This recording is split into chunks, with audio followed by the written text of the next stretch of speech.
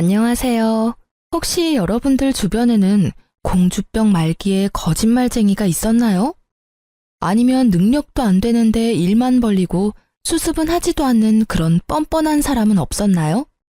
저는 그런 사람들에게 장장 5년을 시달리며 살아온 40대 초반의 평범한 여자예요.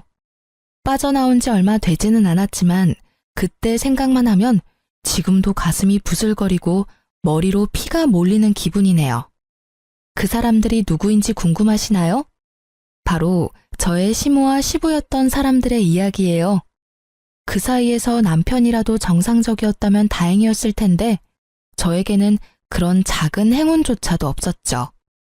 남편은 그런 시부모의 성향을 골고루 이어받았거든요. 제가 제 결혼이 사기일지도 모른다고 생각했을 정도로 결혼 전에 남편은 정말 제게 잘해줬어요.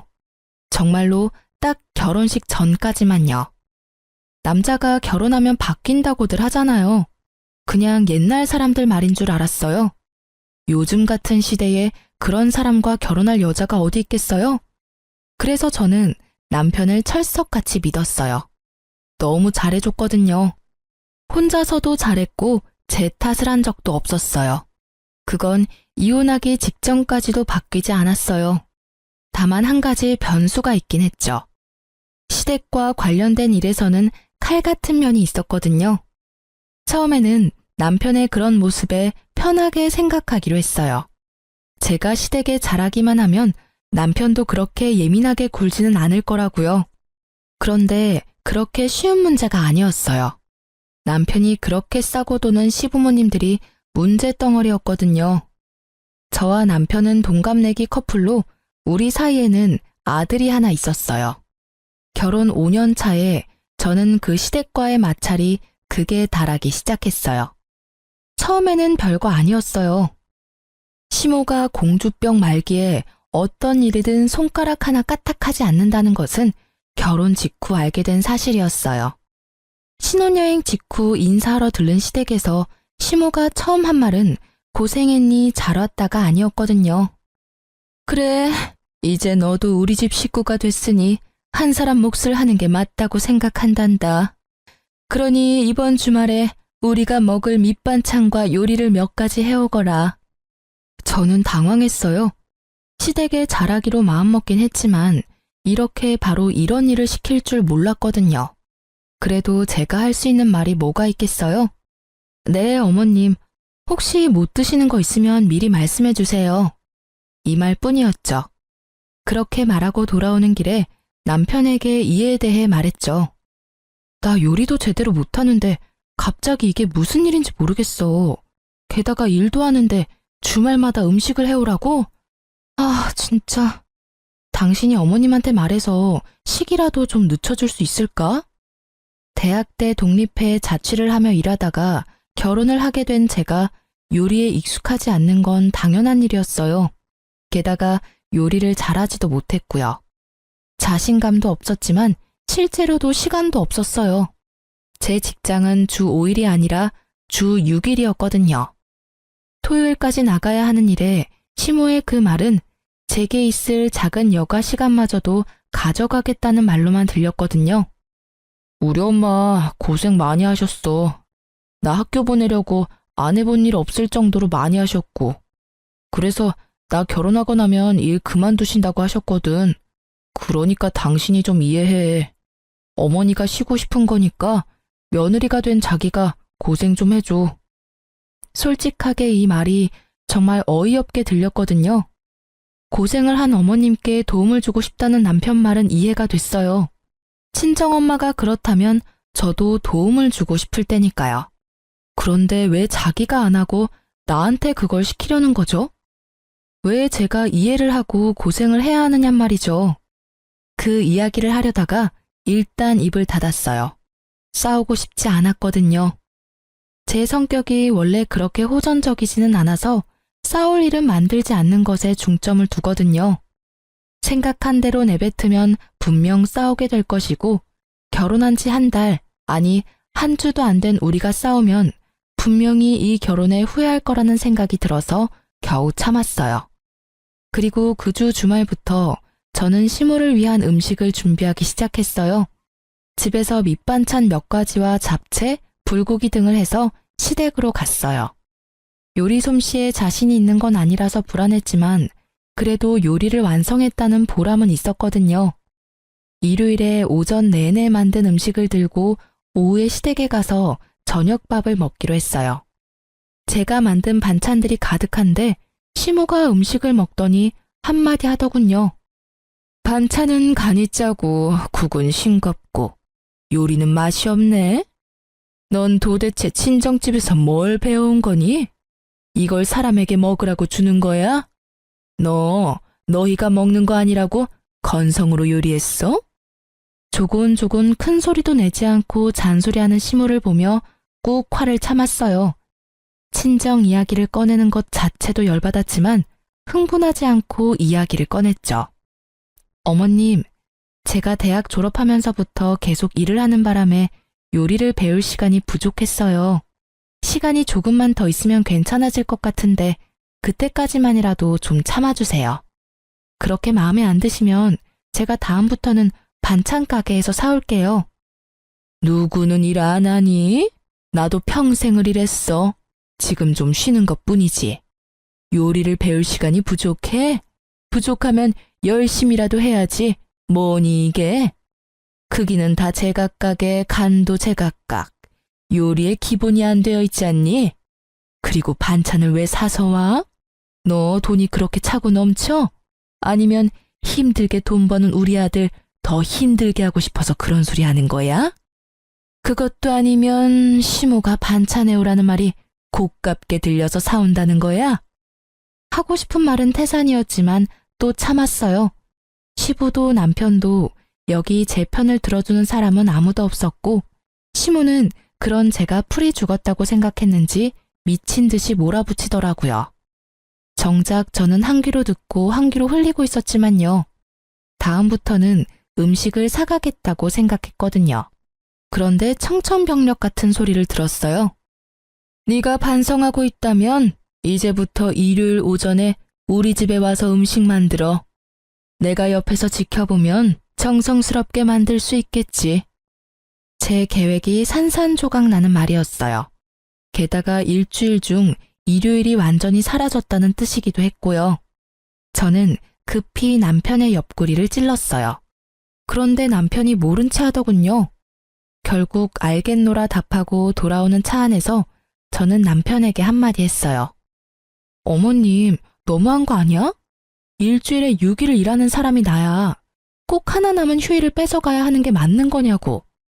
당신이 어머님한테 말 좀 해봐. 내가 무슨 말을 해줘? 당신이 싫으면 싫다고 말하면 되지. 그리고 내가 몇 번이나 말했잖아.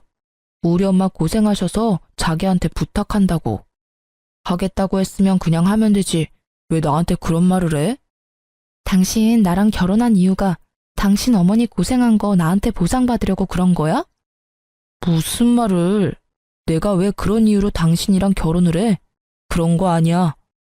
당신도 진짜 너무하네. 그냥 이해만 좀 해달라고 했잖아. 이해는 해. 이해하고 있다고. 그런데 이런 식으로 사람 괴롭히려는 건 좀 아니지. 뻔히 주 6일 일하는 거 아시면서 왜 그러시는 건데? 그리고 당신이 내 사정 뻔히 알면 안 된다고 말이라도 해주던가. 어머니 힘든 거 이해하는데 왜 그 보상을 나한테 시키냐고. 당신이 직접 하면 되지. 며느리가 식모야? 내가 당신네 집 하녀야 뭐야. 결국 시모 편드는 남편 때문에 저의 인내심은 극에 달했고 큰 소리를 내지르고 말았죠. 제가 이렇게까지 화내면 남편도 화낼 거라 생각했는데 무슨 일인지 답을 안 하더군요. 그렇게 집으로 돌아와서는 아예 아무것도 듣지 못한 것처럼 아무 일 없이 행동하더라고요. 제 말을 싸그리 무시하는 것만 빼면요. 무슨 말을 해도 돌아오지 않으니 저도 실력 행사에 나서기로 했어요. 참는다고 해결된 문제는 아니라고 생각했거든요. 제가 선택한 방법은 상대방이 나가 떨어지도록 만드는 거였어요. 그 다음 주부터 아예 음식을 엉망진창으로 했어요. 아니지, 모양은 예쁘게, 맛은 더럽게 없게 만들었죠. 짜고 맵고 신 음식들을 골고루 만들어냈어요. 그런데 알고 보니 시모가 저를 시댁으로 부른 이유는 따로 있더라고요. 제게 집안일까지 시키려고 하더군요.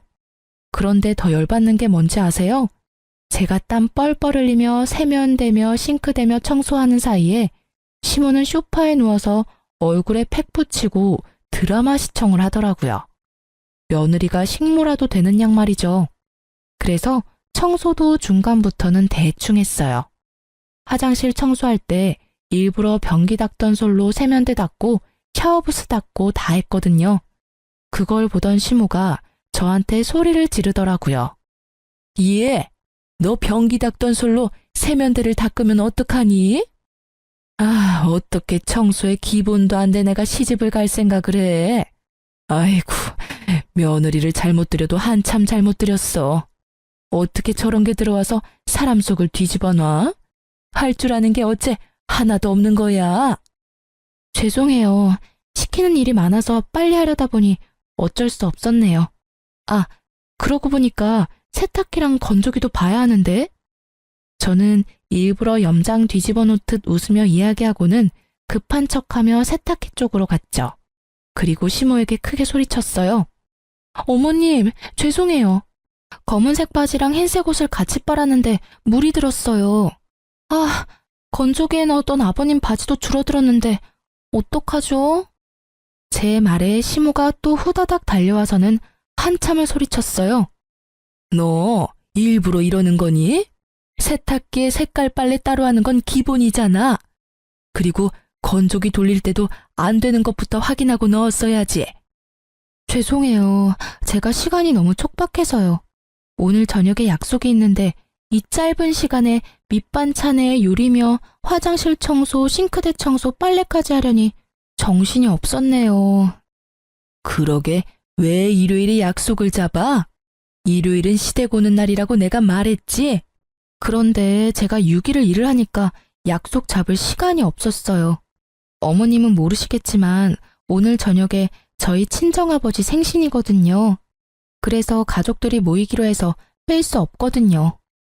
넌 네 가족만 중요하고 우리는 중요하지도 않니? 우리하고 한 약속이 먼저지.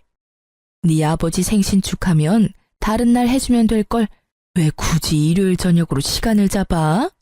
그리고 너 매번 맞벌이로 하는 걸로 넘어가려고 하는데 네가 도대체 얼마나 번다고 생색이야? 어휴, 며느리 복도 없는 내가 잘못이지. 어머님이랑 제가 언제 약속을 했나요? 어머님은 저한테 그냥 오라고만 하셨잖아요. 제가 그날 무슨 일이 있는지 물어보지도 않았고요. 그러면 다음 주 일요일에는 약속을 잡을 거니까 그날은 좀 빠질게요. 선약이 있으면 빠져도 되는 거 맞죠? 야, 너 지금? 시모는 어이가 없어도 한참 없는지 말도 잇지를 못하더군요. 하긴 속으로 욕을 한 바가지 하고 싶었을 거예요. 그치만 제가 그 욕 들을 필요는 없잖아요. 어머님은 며느리 복이 없는 게 아니에요. 매주 반찬 만들어 오는 며느리가 요즘 세상에 어디 있다고요? 그럼 다음 주는 좀 쉴게요. 어머님이 알아서 음식 만들어 드세요. 저는 그렇게 말하고 시댁에서 나왔어요. 하지 말아야 할 말을 했다는 생각보다 지금 이 순간의 개운함이 더 컸죠. 어른한테 대들고 싶지는 않았지만 상황이 상황이었으니까요. 시모의 저런 모습들이 저를 교육시키려 한 것처럼 보였거든요. 하라고 하면 무조건 해야 하는 그런 사람으로요. 그런데 그게 며느리인가요? 그건 고용인과 고용주 사이잖아요. 저는 시모의 그런 횡포에는 맞춰줄 수 없었어요. 그리고 그날 저녁에 남편이 집에 와서 저한테 한바탕 쏟아내더라고요.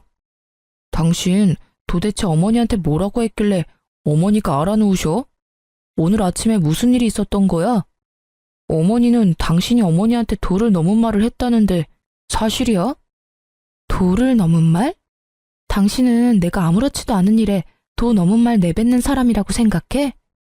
제 말에 남편이 당황하더군요. 내가 아무것도 아닌 일에 도가 넘는 말 해대는 그런 여자로 보이냐고.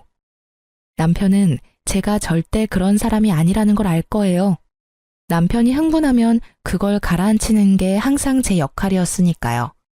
게다가 도가 지나친 말을 하지 않았고 남편에게는 싸울 거리도 주지 않았기에 저희는 연애 기간에도 남들 다 아는 사랑 싸움 한 번 한 적 없었어요. 그걸 알고 있는 남편은 제 말에 당황한 거예요. 그건 아니지. 그런데 어머니가 그런 말을 하시잖아. 어머니가 나한테 거짓말을 할 필요가 어디에 있어? 어머님이 뭐라고 하셨는데? 내가 아무 이유도 없이 어머님한테 나쁜 소리 했다 그러셔? 오해가 있겠지. 아니면 당신이 일을 하기 싫어서 그런 말을 했다거나 그런 일도 있으니까. 당신 오늘 무슨 날인지 알아? 결국 제 입에서 남자들이 무서워하는 문장이 튀어나왔죠. 남편이 곰곰이 생각하더니 잘 모르겠다는 어색한 표정을 짓더군요. 오늘이 무슨 날이건 그게 무슨 상관이야. 지금 우리가 대화하는 건 당신이 우리 어머니한테 막말을 해서 그런 거고, 솔직히 당신이 오늘 기념일 때문에 화가 났어도 어머니한테 화내면 안 되지. 솔직히 당신 요즘 우리 어머니한테 너무하잖아. 너무해? 지금 내가 당신 어머니한테 너무하다는 말 한 거야? 진짜로 너무한 게 누군데? 당신 오늘 우리 아버지 생일인 거 정말 까맣게 잊어버린 거야? 네 어머니 마음 아파 알아누운 것만 눈에 들어오고 네 장인어른 생신은 아예 머릿속에서 삭제했어? 너한테 내가 고작 그 정도밖에 안 되는 거야? 오늘 어머님이 나한테 뭘 했는 줄 알기나 하고 나한테 따지는 거야? 음식에 청소까지 시키길래 오후에 아버지 생신이라고 빨리 가겠다고 했더니 어머님이 뭐라고 했는 줄 알기나 하냐고. 시댁 일이 선약인데 왜 약속 잡았냐고 따지더라. 그게 내 오해야? 어? 정말 분노의 샤우팅이었죠. 그렇게 제가 소리 지르자 남편이 조용해졌어요. 자기 생각에도 그건 아니라는 생각이 들었겠죠. 알고 나니까 좋아? 왜? 또 나한테 따져봐.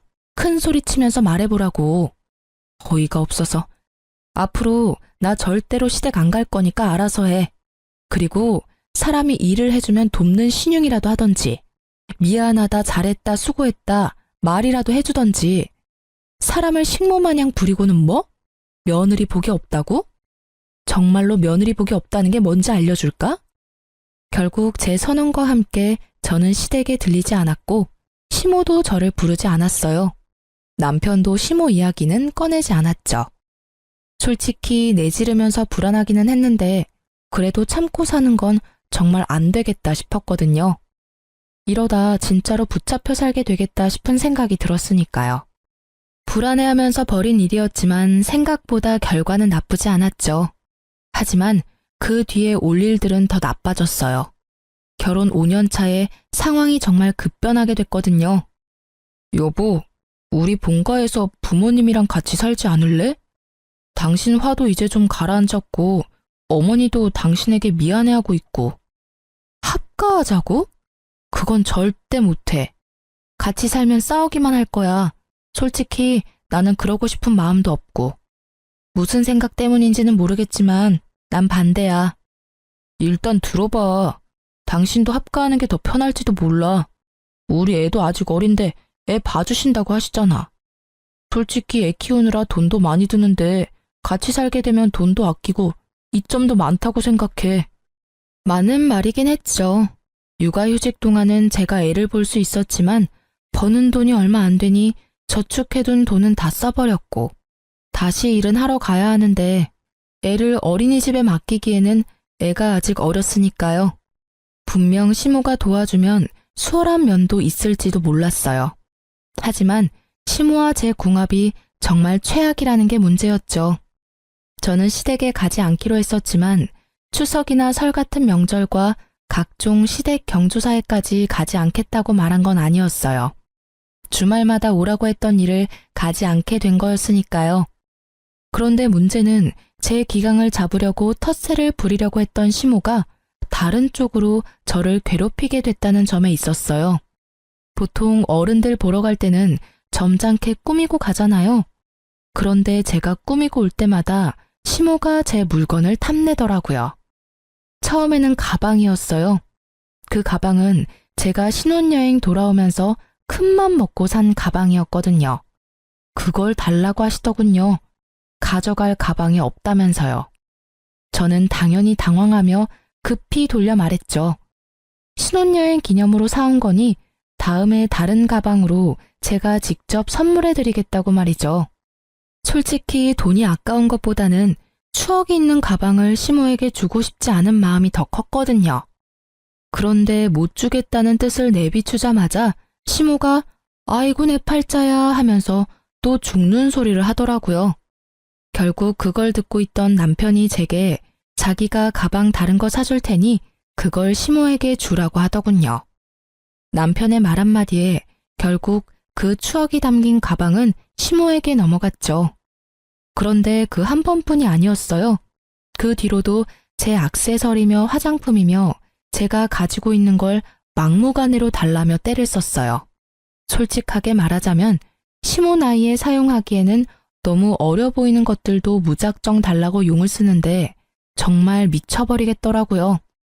그런 일들이 계속 일어나서 시댁에 갈 때는 허름한 옷에 오래된 것들만 착용하고 다녔거든요. 만약 합가를 한다면 어떻게 될까요? 제 물건이 온전히 제 것이 되기는 할까요?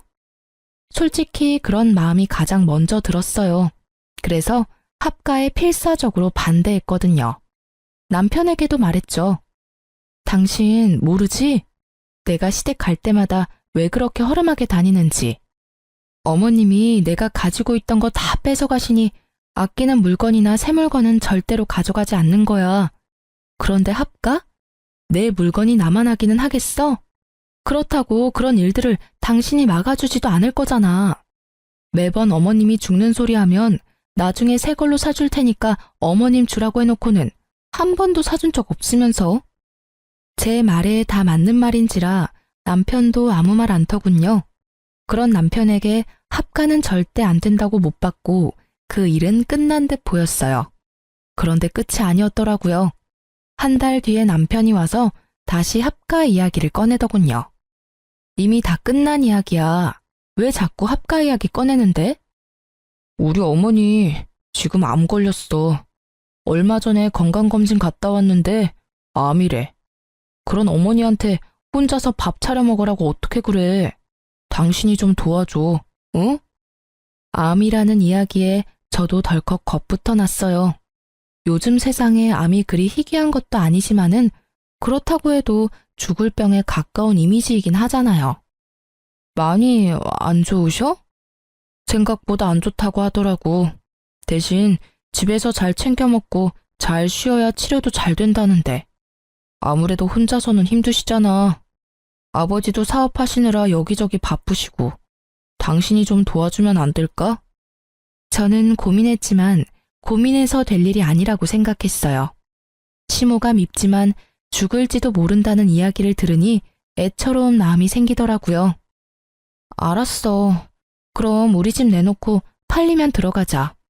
그 전까지는 주말에 가서 어머님 도와드릴게. 저는 합가를 받아들이기로 했어요.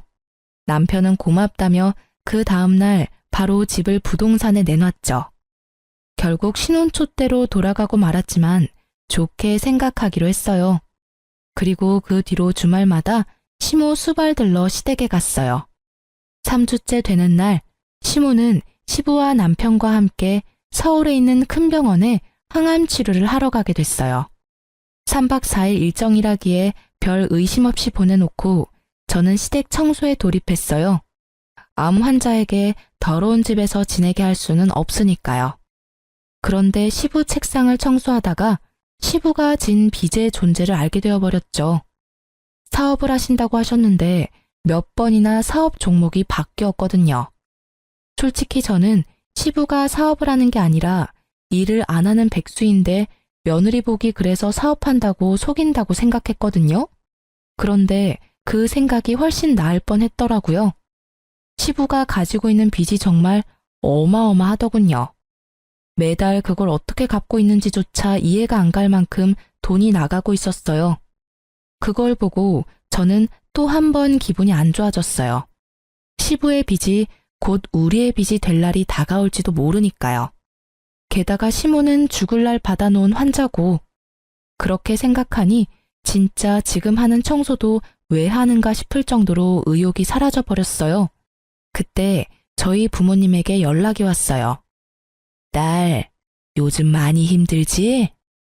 힘들긴 한데 뭐 괜찮아. 그런데 무슨 일로 전화했어?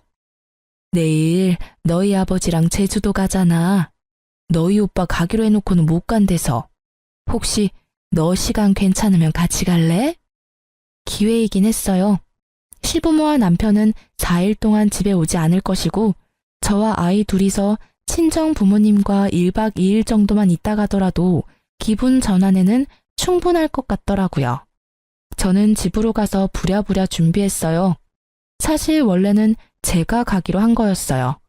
시모가 아프지만 않았다면 말이죠. 그런데 날짜 딱 맞춰서 시모가 병원을 가줬으니 저에게는 다행인 상황이잖아요. 평일에다가 성수기가 아니었던지라 티켓은 다행스럽게도 남아있었고 저는 아이와 둘이서 친정 부모님 모시고 제주도로 떠났어요. 두 분 결혼 기념일이었는데 제가 고생하는 거 알고 계셨는지 저한테 신경을 많이 써주더라고요. 그런 부모님한테 고맙기도 하고 죄송하기도 하고 그렇게 두 분 따라다니며 사진사를 자처하고 있었는데 폰 카메라 너머로 제 두 눈을 의심할 광경이 펼쳐지고 있었어요. 외손주와 함께 있는 부모님 너머로 사진을 열심히 찍고 있는 시모와 시부, 그리고 남편의 모습이 제 카메라에 찍힌 거죠. 저는 동영상으로 그 광경을 계속 찍었어요. 제가 잘못 본 게 아닌가 싶었는데 아니었어요. 정확하게 시모, 시부 남편이었어요. 그제야 제가 당했다는 생각이 들더군요. 시모가 암에 걸렸다는 것 자체가 거짓말인 거더라고요. 합가를 위한 거짓말. 게다가 이번에는 남편도 그 계획에 한몫했다는 거에 제가 더 배신감을 느낀 건 어쩔 수 없는 당연한 일이었어요. 합가를 절대 하지 않겠다고 했으니 남편이 술을 쓴 거예요. 시모가 암에 걸렸다고 하면 거절하지 못할 거라는 걸 알고 한 거짓말. 저는 온몸의 피가 거꾸로 솟는다는 게 어떤 것인지 남편과 시댁 덕분에 알게 됐어요. 당장 가서 따질 수도 있었지만 그러지 않았어요. 대신 내일로 끊어놨던 표를 모레로 바꿨죠. 일정을 더 길게 잡고 저는 잠수를 탔어요. 남편에게 연락을 하지 않았죠. 그리고 시부모와 남편이 제게 거짓말하고 떠난 지 4일째 되던 날, 오후부터 남편에게서 전화가 미친 듯이 오더군요. 문자도 계속 들어왔어요. 화를 내는 문자였어요. 어디냐, 집을 이 꼴로 해놓고 어딜 간 거냐, 엄마 아픈데 너 도대체 뭐 하는 거냐 등등.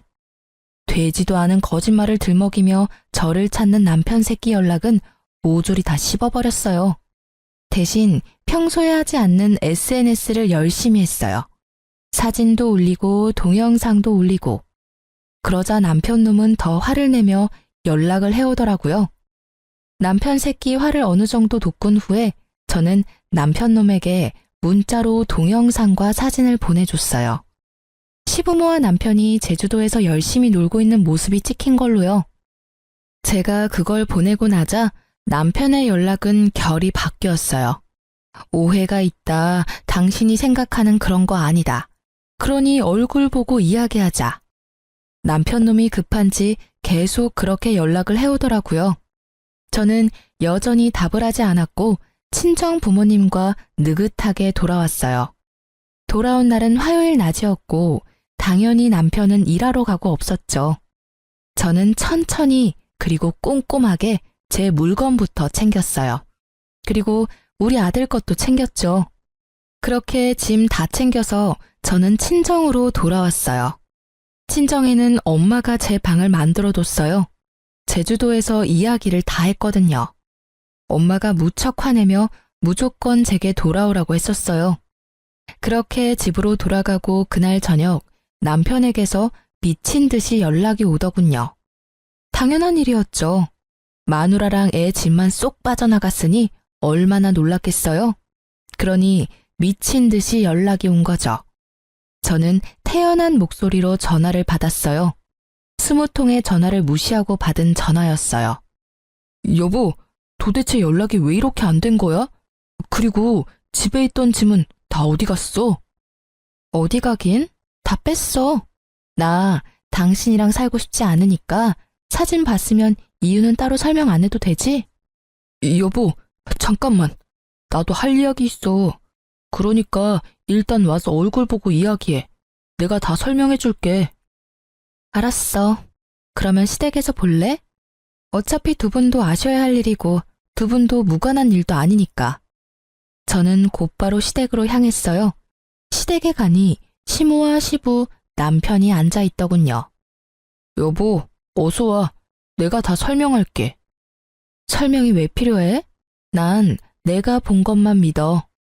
당신이랑 어머님, 아버님이 항암 치료 간다더니 병원이 아닌 제주도에서 찍힌 거. 이제 곧 죽을 사람이라면서 제주도에서 열심히 놀고 계셨지. 그리고 당신은 열심히 사진 찍고 있었고. 여보, 미안. 남편이 말을 채 끝내기도 전에 시모가 제게 표독스런 얼굴로 말하더군요. 네가 왜 미안하다고 하니?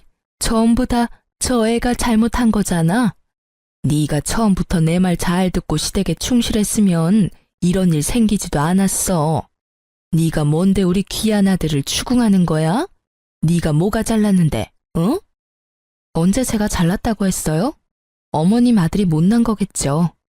마누라 시댁 식모로 드리려고 열심히 거짓말해서 합가까지 하도록 만드는 남편이 어딨어요? 암에 걸려? 거짓말도 정도껏 해야 넘어가던지 말던지 할 거 아냐.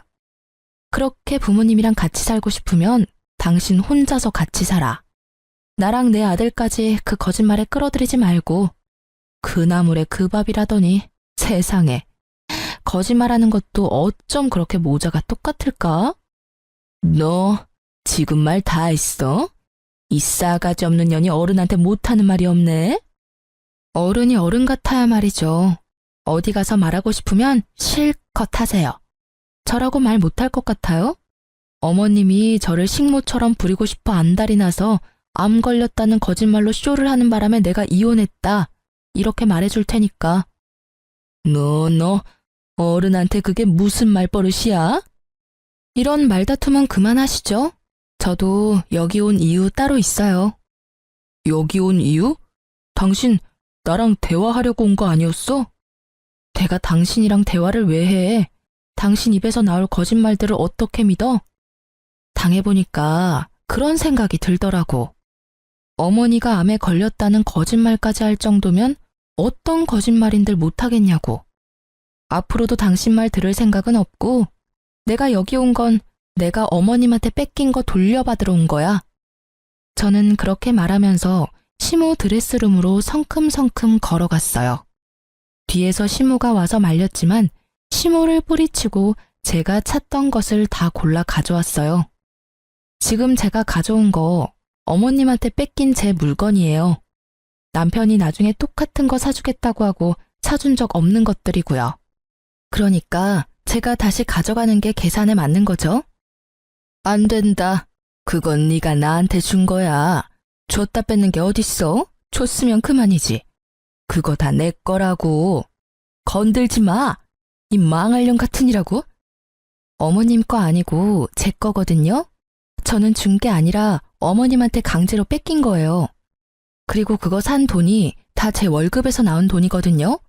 못해도 1,000만 원 되는 금액을 썼는데 그럼 현금으로 주실 거예요? 그리고 망할년? 누가 망할년인데요? 제가 아니라 어머님이겠죠.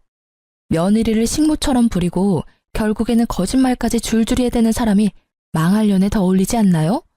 그리고 당신이 말해봐. 똑같은 거 사준다고 해놓고 입 싹 닫았잖아. 이거 놔두고 가면 당신이 현금 나한테 줄 거야? 남편이 아무 말 못하더군요. 저는 한숨 쉬며 시모에게 말했어요. 봤죠? 남편이 현금으로 안 주는 거면 제가 직접 가져가는 수밖에 없네요. 그리고 예전부터 말씀드리고 싶었는데 나이값 좀 하세요. 이런 거 가지고 다닌다고 어머님 나이가 30대로 돌아갈 줄 아시나 본데 그거 완전한 착각이거든요. 아, 그리고 이 가방은 어머님 쓰시던지 버리던지 마음대로 하세요. 제가 시모에게 던진 것은 제일 처음에 시모에게 빼앗긴 가방이었어요. 신혼여행 기념으로 샀던 가방이요. 처음에는 그걸 제일 먼저 돌려받고 싶었는데 이제 필요 없게 됐거든요. 그 가방의 가치는 신혼과 사랑의 추억이었는데 이제 그딴 거 없어졌으니까. 저한테 휴지 조각보다 못한 물건이에요. 그러니까 어머님 가지세요. 필요 없으면 버리시고요. 제 말에 남편이 당황한 듯 저한테 말하더군요. 여보, 당신 진짜로 이혼 생각하는 거야? 내가 거짓말한 건 정말 잘못했어. 그렇지만 그렇다고 그거 한 번으로 이혼은 너무하잖아. 나한테도 기회를 줘야지. 기회? 기회 같은 소리하고 자빠졌네. 이 정도로 큰 거짓말로 사람을 속였으면서 기회? 난 사기꾼한테 기회를 줄 정도로 착한 사람이 아니거든? 지금 당장 다 뒤집어 엎어버리고 싶은 거 꾹 참고 있으니까 더 이상 내 성질 돋구지 말고 찌그러져 있어. 제가 화내는 걸 처음 목격한 남편이 너무 놀란 나머지 딸꾹거리며 제게서 물러서더군요. 사람이 참는데도 한계가 있는 법이거든? 사람이 좋게 넘어가려니까 호구로 보고 지랄이야. 누군 화를 못 내서 가만히 있었겠어? 똑똑히 들어. 나는 절대로 당신 용서 못해. 아니? 안 해. 남편을 향한 막말에 시모는 거의 졸도하듯 주저앉았고 저는 그 사람들 다 놔두고 그 집에서 나왔어요. 속이 어찌나 시원하던지. 그러고 이혼 소송이 진행됐어요. 애가 있어서 그런지 생각보다 오래 걸리더군요. 제게 호되게 욕을 얻어먹은 남편놈은 그때 제 모습에 놀란 건지 이혼을 최대한 빨리 하려 노력하더군요. 그렇게 한 달쯤 지난 어느 날 남편에게 연락이 왔어요. 제발 한 번만 만나달라고요. 갑자기 저 자세로 나온 이유가 궁금해서 만나러 갔는데 뜻밖의 말을 하더군요. 이혼 다시 생각해보면 안 될까? 나는 여전히 당신 사랑하고 이혼은 정말 안 될 것 같아. 저는 이 사람이 뭐 잘못 먹었나 싶었어요. 왜 갑자기 이런 소리를 하나 싶어서 떠봤죠. 무슨 일이길래 또 양념을 쳐? 나 당신이랑 절대로 같이 안 살아. 내 인생에 당신은 해로운 인간으로 확정됐으니까. 여보, 제발 다시 한 번만 생각해봐. 나는 당신이 하라는 대로 다 할 수 있어. 그리고 당신이 원하는 대로 해도 돼. 절대로 합가 이야기 꺼내지도 않고 어머니도 내가 잘 막을게. 제 부모 이야기라면 껌뻑 죽던 인간이 저런 말을 하니 흘려들을 수 없겠더라고요. 사실대로 말해봐. 무슨 일 있지? 나한테 그만큼 욕 얻어먹었으면서도 재결합하자는 이야기를 하는 걸 보니 뭐가 터져도 크게 터졌나 본데? 아버지, 우리 아버지 암 걸리셨어. 폐암. 암? 또? 이번에는 아버지 암이야? 정말 레파토리 지긋지긋하네. 이젠 암 말고 다른 병명 꺼내야 하지 않아? 그거 이미 약발 떨어진 지 오래거든? 아니야, 이번엔 진짜야. 아버지 암 걸렸는데 집에 아버지 보살펴줄 사람이 아무도 없어. 그래서 나더러 재결합해서 수발이나 하라고? 내가 미쳤어? 설사 당신 말이 진짜라도 내가 왜 해? 수발 들라는 건 아니고 내가 다 할 테니까 당신이 집을 좀 맡아주면 안 될까 해서. 낮에는 어차피 어머니가 병간호 할 거고 저녁에는 내가 갈 거야. 그런데 그러면 내가 쉴 시간이 없잖아. 그러니까 당신이 집에서 밥도 좀 해주면 나도 편할 거고. 솔직히 어머니가 제대로 병간호를 못하니까 매번 내가 불려나가거든. 게다가 지금 집에 일 생긴 것도 내가 다 떠맡게 돼서 몸이 10개라도 부족해. 그래서 네가 할 일이 너무 많으니 나더러 다시 돌아와서 그 일 좀 나눠 해라. 그 말이지? 진짜 사람 참 안 변하네. 어떻게 그렇게 이기적인 그대로인지 모르겠네. 내가 왜 당신 대리효도를 해야 하는데? 못하겠으면 포기하면 되잖아. 그런데 왜 그렇게 붙잡고 있어? 애초에 그 이야기가 진짜도 아니겠지만, 그리고 아무리 봐도 내가 손해잖아. 당신이 손해볼 일 아니야. 그냥 당신이 돌아오기만 하면 나도 힘낼 수 있고 아이도 아빠 곁에서 더 안정적으로 클 거고. 헛수작 부리지 말고 그냥 가. 나한테 부탁해서 될 일 아닌 거는 알고 있지? 효도를 하고 싶으면 네가 직접 가서 해. 당신은 그게 문제야. 알아? 당신이 해야 할 일을 매번 다른 사람한테 떠넘기잖아. 그리고 나는 당신 이야기 못 믿어. 믿고 싶은 마음도 없고. 솔직하게 말해서 그렇게 크게 거짓말한 사람을 다시 믿는다는 게 더 어려운 일 아니야? 나는 죽었다 깨어나도 당신 말 못 믿어. 그리고 당신 말 따를 이유도 없고. 그러니까 여기서 삽질하지 말고 차라리 그 시간에 다른 사람이나 찾아. 저는 그렇게 말하고 남편을 버려두고 나와버렸어요. 양치기 소년의 이야기가 생각나더라고요. 양치기 소년의 거짓말에 반응하던 마을 사람들의 기분을 알 것 같았죠. 누가 저 말을 믿겠냐고요. 그래도 혹시나 해서 수소문해봤더니 시부가 진짜로 암에 걸리긴 했더라고요. 그리고 시모가 시부 수발을 드는 것도 사실이었고요. 남편놈이 거짓말은 하지 않았지만 그렇다고 모든 걸 이야기한 게 아니란 것도 알았죠. 이혼 전에 제가 발견했던 시부의 빚말이에요. 사업한다고 여기저기 돈 빌리는 바람에 생긴 빚이었는데 전 남편이 그걸 갚으려고 현재 투잡, 쓰리잡까지 뛰고 있다고 하더군요. 우리가 같이 살던 집까지 팔았는데도 그 빚이 충당이 안 돼서 결국 저녁과 야간 시간대에 일을 한다고 하더군요. 그 소문을 들으니 남편놈이 제게 와서 그렇게 애절하게 말한 이유를 알겠더라고요. 시부가 벌려놓은 일도 수습해야 하는데 시모는 아예 아무것도 할 줄 모르고 자기 얼굴만 보며 꾸미기 바쁘니 남편놈이 속 답답한 것도 이해가 되긴 했어요. 그렇다고 제가 가서 도와줄 일은 아니죠. 저와 남편은 이제 남남이잖아요. 남의 집 사정에 왜 발을 들이겠어요? 어쨌든 시모는 결혼 초부터 군기 잡으며 자기 수발 들도록 만들려다가 결국은 본인이 직접 수발 들게 됐어요. 며느리 합가시키려고 암 환자 흉내내더니 결국은 진짜 암 환자 수발을 들게 됐으니 이 정도면 정말 자기가 뿌린 씨앗이죠. 그게 아니라면 천벌일지도 모르겠네요. 저는 아들과 그 집에 나와서 아무쪼록 잘 살고 있어요. 솔직함을 더하자면 물론 순탄하지만은 않았지만 만약 제가 이혼을 하지 않았다면 저 수발과 사업빚이 모두 저에게도 돌아왔을 거라는 생각에 오싹하긴 하더군요.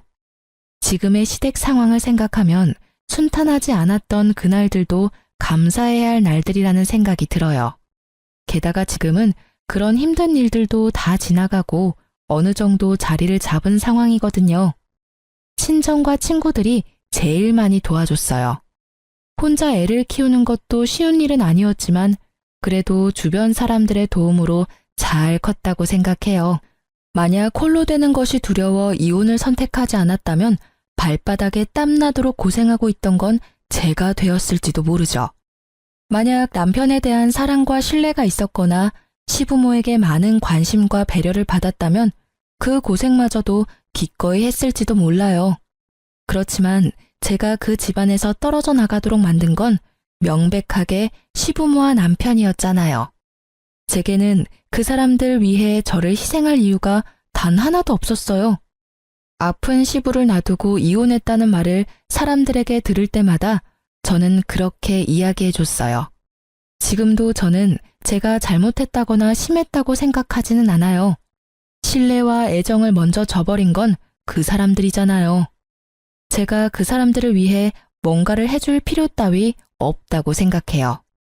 저는 거짓말이 모두 나쁘다고 생각하는 건 아니에요. 걱정하는 마음으로 진실을 말하지 못할 때도 있고 거짓이 상대방을 더 이롭게 할 수도 있다는 것도 알고 있어요. 다만 자신의 이익만을 위해서 상대방에게 거짓말을 하는 행위는 절대로 용서받을 수 없다고 생각해요. 아마 저의 이런 마음은 절대로 변하지 않을 거라고 생각해요. 그만큼 제가 당한 일은 제게 큰 충격을 줬으니까요. 제가 글을 쓰게 된 건 이렇게 골 때리는 이혼 사유도 있다는 걸 들려드리고 싶어서였어요. 만약 누군가가 자신의 이익만을 위해 거짓말을 한다면 부디 그걸 용서하지 마세요. 용서해줬다가는 호구될 수도 있으니까요. 그럼 지금까지 긴 제 사연 들어주셔서 감사합니다. 행복한 하루 보내세요.